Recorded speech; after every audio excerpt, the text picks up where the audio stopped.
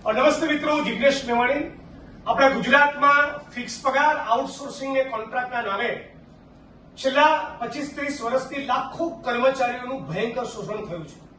આશા worker હોય, આંગણવાડીની બેન હોય, જીઆઈએસએફના જવાન હોય, સફાઈ કામદાર, મલ્ટીપર્પઝ હેલ્થ વર્કર, ડીઆરડીએના મિત્રો, હોમગાર્ડના જવાનો, પંચાયતના પટાવાળા, કમ્પ્યુટર ઓપરેટર વીસી કે શિક્ષક મિત્રો। અત્યારે મારી સાથે વાત કરવા બધા શિક્ષક મિત્રો જોડાયેલા છે।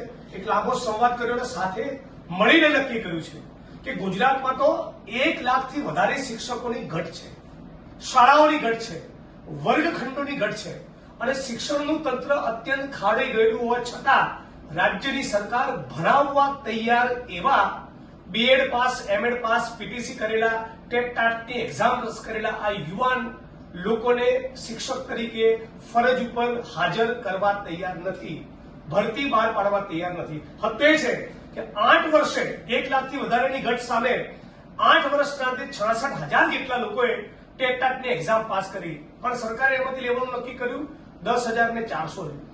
એમાં પણ હજી પ્રક્રિયા પૂરી થઈ નથી। તો તમામ પ્રશ્નોને લઈને 5 સપ્ટેમ્બર શિક્ષક દિવસ નિમિત્તે ચલો ગાંધીનગરનો કોલ આપ્યો છે અને 8 સપ્ટેમ્બરે વિધાનસભાનું સત્ર છે। એ વખતે પણ સમગ્ર ગુજરાતના ટેટ ટાટ પાસ કરનારા યુવાન મિત્રો, તમામ શિક્ષકો, બહેનો, ભાઈઓ ખૂબ મોટી સંખ્યામાં મારી સાથે જોડાઓ। એના માટે વિડીયોના માધ્યમથી અમે બધા સાથે મળીને અપીલ કરીએ છીએ, લડીશું તો જીતીશું।